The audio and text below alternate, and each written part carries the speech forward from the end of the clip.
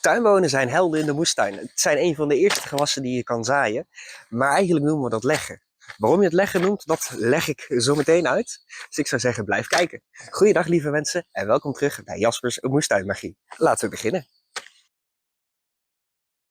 Wanneer kan je dan beginnen met zaaien? Of leggen? Ja, het ideale moment hiervoor is zodra ze kunnen kiemen natuurlijk. En dat is vanaf ongeveer half februari. Tuinbonen hebben een temperatuur van 7 graden nodig om te kunnen ontkiemen. En dat is gemiddeld genomen vanaf half februari. Ze doen het wel beter met een beetje zonlicht. Dus gemiddeld gesproken is het beste om te wachten tot ongeveer maart. Want in maart is er gewoon veel meer zonlicht. Maar je wil ook weer niet te lang wachten. Want als je te lang wacht, dan heb je kans dat de zwarte bonenluister erin komt. En dat wil je wel weer voorkomen. Dus begin op tijd, maar ook weer niet te vroeg. Dus eind februari, begin maart, ideale moment.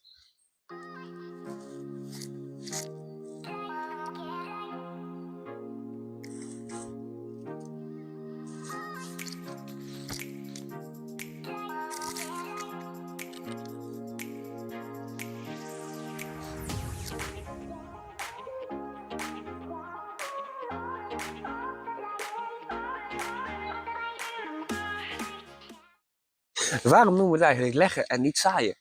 Nou kijk, tuinbonen, dat zijn best wel grote zaadjes. En als je bijvoorbeeld slazaadjes of spinaziezaadjes hebt, nou dan heb je meestal zo je handvol zaadjes, die pak je zo en die strooi je zo uit. Maar als je dat met die tuinbonen doet, ja, dat is niet handig, want ja, dan ben je ze kwijt. Dus als je dan je tuinbonen hebt, dan kan je het beste om de 15 centimeter ongeveer een gat maken. Als je hele losse grond hebt, omdat je heel veel mulcht, daar heb ik een complete video over, dan kan je er met je vinger induwen. Als dat niet helemaal lukt, dan kan je het beste een schepje pakken en gewoon om de 15 centimeter een gat maken. En dan kan je de bonen er echt in leggen en dan weer een beetje met aarde bedekken. En dat is eigenlijk hoe we zo de hele rij vol zetten en hoe we alle rijen op gaan vullen. De plantafstand is eigenlijk relatief simpel. Bij een rijenverband houden we ongeveer 15 tot 20 centimeter tussen de planten aan en 40 tot 50 centimeter tussen de rijen. Bij een blokbeplanting gaan we gewoon voor een standaard afstand van 20 bij 20 centimeter. Dit is ideaal voor een compacte teelt. Dit zorgt ervoor dat ze minder last hebben van bijvoorbeeld heftige wind. Aan de andere kant, de grotere plantafstand van de rijenverband zorgt voor meer lichtcirculatie wat weer schimmelziektes helpt voorkomen. Beide hebben dus hun eigen voordeel.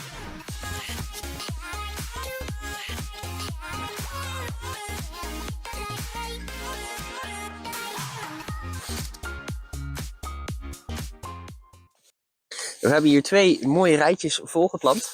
Het is nu slechts een kwestie van tijd voor ze opkomen. Jullie zien het misschien al wel een beetje. Het is keihard aan het regenen. En daarom vertrouw ik ook die regen gewoon op het water geven. Tuinbonen die zijn gevoelig voor rot. Als je ze te nat maakt, dan gaan ze snel wegrotten. Dus als ik ze eenmaal in de volle grond heb gedaan, dan geef ik gewoon geen water meer. Die regen die maakt de grond nat zat en dan komen ze vanzelf op. Je hebt alleen wel kans dat er hier en daar alsnog een paar uitvallen. Zelfs met geen water geven, puur op de regen vertrouwen, kunnen ze alsnog wegrotten. Zo gevoelig zijn ze.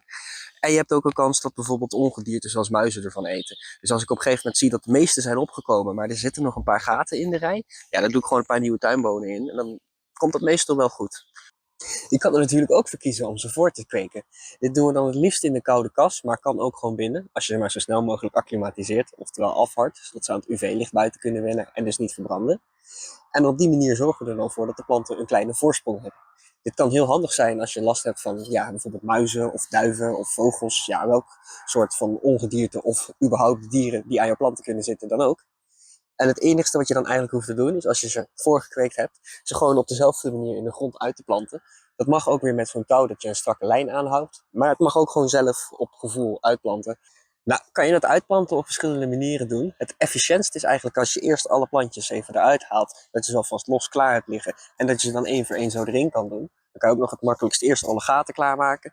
Dat je en deze los hebt liggen en de gaten klaar hebt liggen. En dan is het 1 voor 1 erin zetten. Je bent in principe klaar.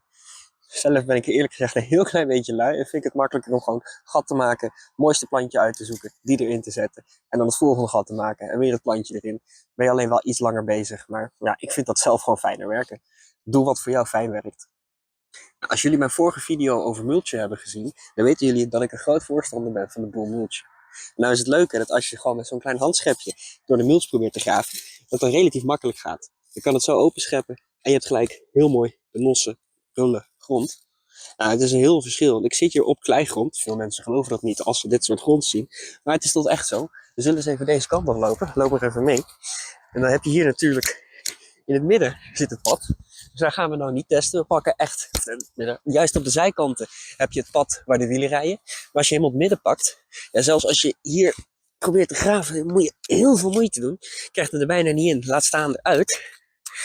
Terwijl als we wat in de tuin doen, maakt niet zo heel veel uit waar. Als het maar gewoon ergens goed gemulst is. Ook hier op het pad, ik kan gewoon hier zo erin doen. Huppakee, het komt omhoog.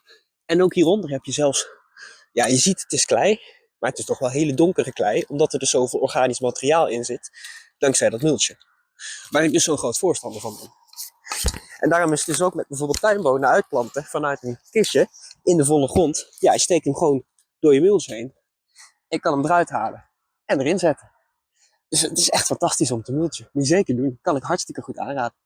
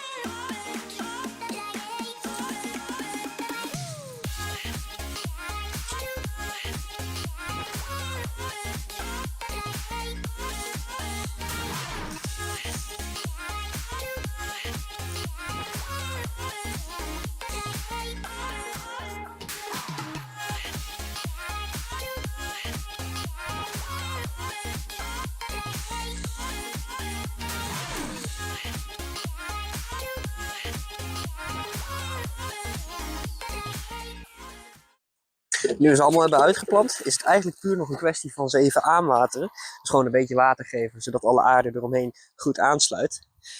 En daarna hoeven we eigenlijk niet zo heel veel meer te doen. De rest van de verzorging van tuinbonen is niet zo moeilijk, want ze zullen uit zichzelf vanzelf gaan groeien. En er is dus iets heel leuks aan de tuinbonen. Die werken namelijk samen met de Rhizobium bacterie. En dat is een bacterie die in de bodem voorkomt. En die zorgt er eigenlijk voor dat stikstof uit de lucht gebonden wordt in de wortels van de tuinboon. De Rhizobium bacterie die koloniseert de wortels van de tuinbonen. En die haalt vervolgens gewoon letterlijk stikstof uit de lucht. En legt dit vast in een soort wortelknolletjes. En daardoor kan de tuinboon dus gewoon groeien van stikstof uit de lucht. Dus je hoeft hem eigenlijk niet te voeden. En als je hem zo in de volle grond hebt staan, ja, met de regen krijgt hij vanzelf voldoende water. Dus water geven is ook niet nodig. Dus het is vooral oppassen voor de zwarte bonenluis. Hartstikke bedankt voor het kijken, lieve mensen. Hopelijk vonden jullie dit een nuttige video. Zo ja, geef alsjeblieft een duimpje omhoog. En hopelijk tot de volgende keer.